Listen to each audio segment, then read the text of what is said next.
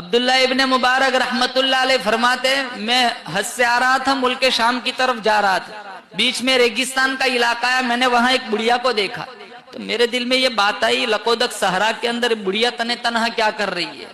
تو میں نے کہا السلام علیکم، تو اس نے قرآن سے جواب دیا سلام قولا من رب الرحیم۔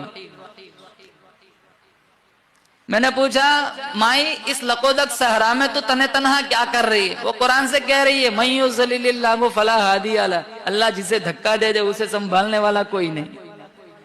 میں سمجھ گیا یہ اپنے قافلے سے بچھڑی ہوئی ہے۔ میں نے کہا کتنے دن ہو گئے؟ وہ قرآن سے کہہ رہی ہے ثلاث لیال سویہ، 3 راتیں ہو گئی میں قافلے سے بچھڑ چکی ہوں۔ میں نے کہا تیرے پاس پانی تو ہے نہیں، وضو بنانا ہے تو کیسے وضو بناتی ہے؟ وہ قرآن سے کہہ رہی ہے فَإِن لَمْ تَجِدُوا مَاءً فَتَيَمَّمُوا صَعِيدًا طَيِّبًا، پانی نہ ہو پاک مٹی سے تیمم کر کے نماز پڑھو۔ میں سمجھ گیا تیمم کر کے نماز پڑھ رہی ہے۔ میں نے کہا تو 3 دن سے بھوکی ہوگی، تیرے پاس دانا روٹی تو ہے نہیں، میرے پاس روٹی ہے تجھے پیش کروں؟ تو وہ کہنے لگی ثُمَّ أَتِمُّوا الصِّيَامَ إِلَى اللَّيْلِ۔ میں سمجھ گیا یہ تو روزے سے ہے۔ میں نے کہا سفر میں بھی روزہ؟ سفر میں بھی روزہ؟ کہا فَمَن تَطَوَّعَ خَيْرًا فَهُوَ خَيْرٌ لَهُ، نفلی روزہ ہے۔ میں نے کہا سفر میں تو فرض روزہ چھوڑنے کی اجازت ہے، تو نفل روزہ رکھے ہوئے؟ وہ قرآن سے کہہ رہی ہے وَأَن تَصُومُوا خَيْرٌ لَكُمْ إِن كُنتُمْ تَعْلَمُونَ، اگر تمہیں روزے کی جزا معلوم ہو جائے تو تم سفر میں روزہ رکھنا شروع کر دو۔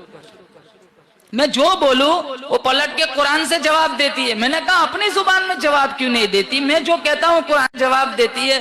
اس نے ایک ایسا خوبصورت اتنی خوبصورت آیت پڑھی، اگر میں آج سوچوں ہمارے گھروں کا حال دیکھو تو ہمیں اتنی شرم آئے کہ ہمارا وجود شرمندگی میں ڈوب جائے۔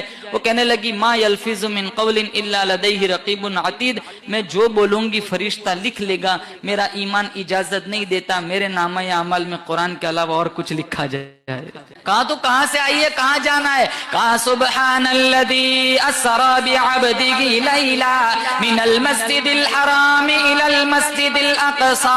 عبداللہ ابن مبارک فرماتے میں سمجھ گیا یہ حج پڑھ کے آئی ہے، ملک شام کی طرف جانا چاہتی ہے۔ میں نے کہا تیرے پاس سواری تو ہے نہیں، میں اپنی سواری پر تجھے سوار کر دوں؟ وہ بڑی عورت کہنے لگی ارے فمن تطوع خیرا وما تفعل من خیر یعلمہ اللہ، تم جو کوئی بھلائی کرو گے اللہ دیکھتا ہے، اللہ اس کی جزا دے گا۔ میں نے اٹھنی کو بٹھایا، بڑھیا کو اس کے اوپر بٹھایا، میں نے ایڑ لگائی، میرے دل کی تمنا تھی بچھڑے ہوئے قافلے سے جلدی سے مل جائے۔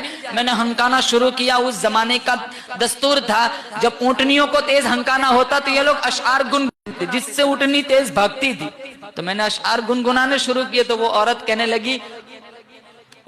لگی فقرؤوا ما تیسر من القرآن، اشعار کیوں پڑھتے ہو؟ قرآن نہیں جانتے؟ قرآن پڑھو۔ میں نے قرآن پڑھنا شروع کیا۔ میں چلتا رہا، پانی والا علاقہ ہے، وہاں کچھ لوگ بیٹھے ہوئے تھے۔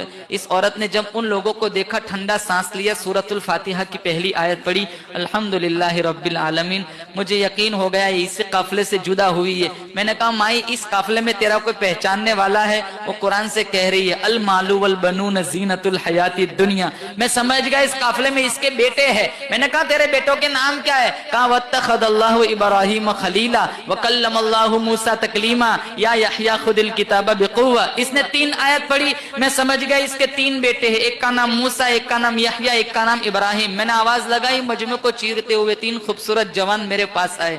میں کچھ کہوں اس سے پہلے بڑھیا کہنے لگی فبعثوا احدکم بورقکم ہذہ الی المدینہ، پیسہ اٹھاؤ بازار جاؤ ناشتہ لے آؤ۔ ایک گیا بازار سے ناشتہ لایا، میرے سامنے پیش کیا، بڑھیا مجھے کہنے لگی کلوا واشربوا ہنیئا بما اسلفتم من ایام خالیہ، پڑھو یہ کھاؤ اب تک جتنے احسان کی اس کی جزا ہے۔ میں نے کہا میں نہیں کھاتا۔ کہا کیوں؟ کہا پہلے تمہاری ماں کا قصہ سناؤ، 4 گھنٹے اس کے ساتھ ہو گئے، قرآن کے علاوہ کچھ بولتی نہیں۔ کہا آپ 4 گھنٹے میں تھک گئے، آج 40 سال ہو گئے میری ماں نے قرآن کے علاوہ کوئی بات ہی نہیں کی۔